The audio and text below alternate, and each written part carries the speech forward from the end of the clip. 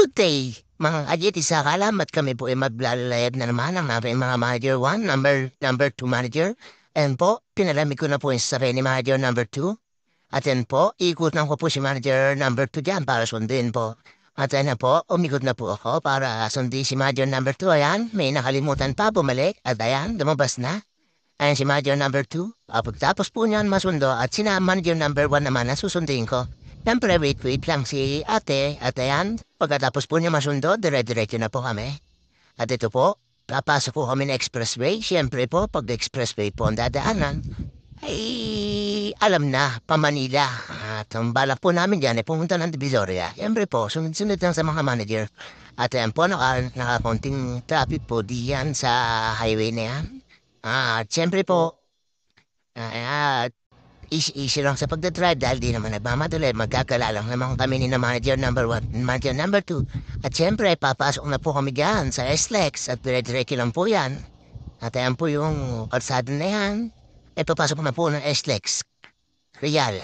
At pagkapasok ko po sa SLEX, siyempre po, ayan po, cool lang magpagdadrive, JT sa kalam, kasi maggagala lang naman kayo magkakapatid. Ayan po si manager number 1, manager number 2, nagkukwentuhan dyan habang nasa expressway kami. Sa kahabaan mo na expressway, siyempre po, dadaan po kami ng Skyway, nakaramdam po kami ng traffic sa Skyway. At ayan po, hindi naman po na magmamadali. At after po niya maka-Skyway na yan, ako inaligaw po dyan, nakabot ako na nagtahan. Pagbalik ko po sa nagtahan, pagbaba, ako'y nahuli po ng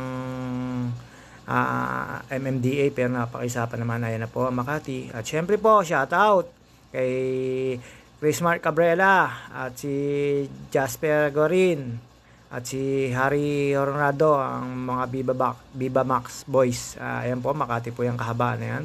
Nasa taas po kami ng Skyway niyan. At syempre po, after po niyan, at sinabi ko po sa inyo, napalampas po ako ng nagtahan dyan, at pagbalik ko po na nagkamali ako ng pagtungtong sa kalsada, nahuli po ako. At ayan po, nakaranas po kami ng traffic dyan. At ayan po ay sa may top na.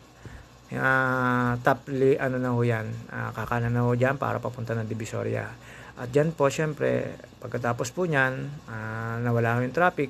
At ayun na, papasok na ho kami sa Welcome China to Filipino community. Ang unang-unang pong papasukin, ayan, bago kayo dumating ng Binondo, ayan na po yung Binondo. Pa kanan po dyan sa may tabi ng simbahan ay papuntang Ungpin. Ng kaliwa po ay Binondo, Divisoria. At syempre po, after po namin dyan, makalusot sa traffic na yan. At syempre, mekos lang, tornado na yan, mga insan, ay napapasok na ho kami yan ng Divisoria, yung kanto na yan. At after po niyan, syempre, dahan-dahan lang, pero maluwag na ho dyan. Laki na ho ng pinagbago niyan, hindi kagaya dati na nandiyan ang mga tindera sa gitna. Ngayon ho ay malinis na yan.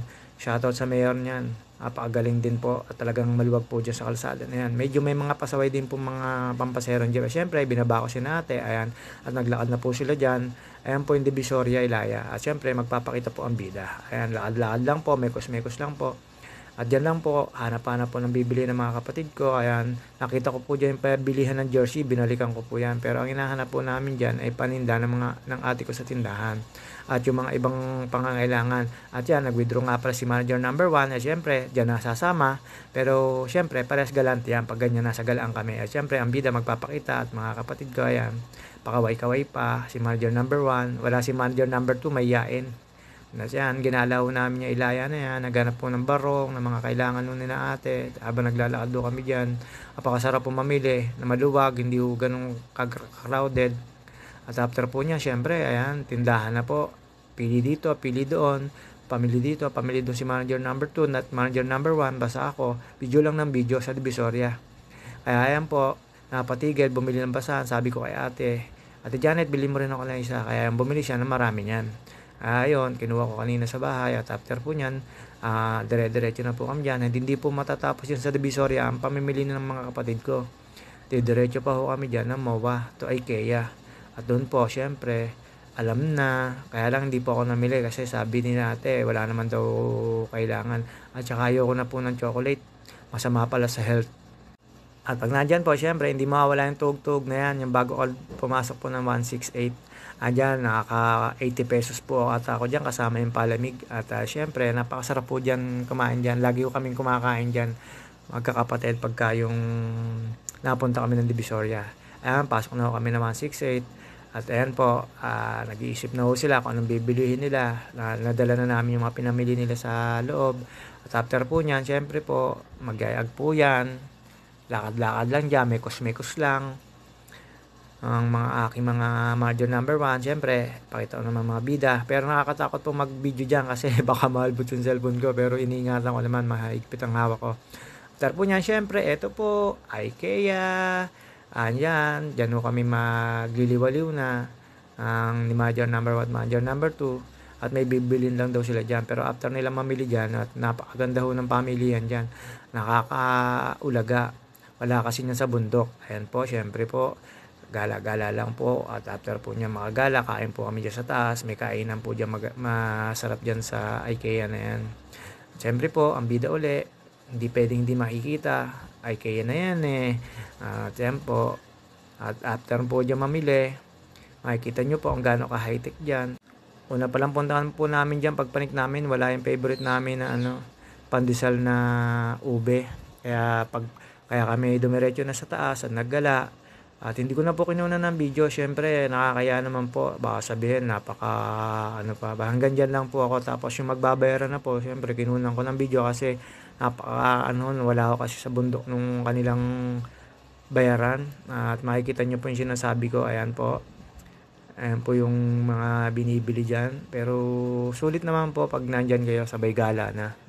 At pakikita ko po sa inyo paano yung bayaran dyan. Ayan, wala po sa bundok niyan. Ang galing na under po yung bayaran. Hindi na po kayo para mahirapan. Pero kanya-kanya pong silid niyan pag after niyan.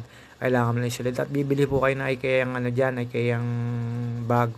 Kaya sa inyo, mga ka-JT sa Alam, minsan, pag may time, nasama lang. Kahit pa paano.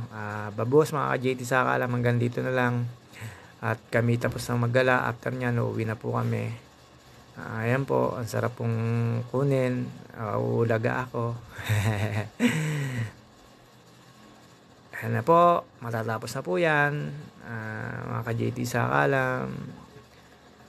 Sa Memoa po yan, IKEA. Ayan, bumili po ako ng isang dyan. Type-C na cord. Kasi baka masira yung Type-C ko. Ayan po. Ang tagal ko pong binidyohan yan kasi natutuwa ako. Ayan Darating na lang sa'yo ng darating after na mapansin na. Babos mga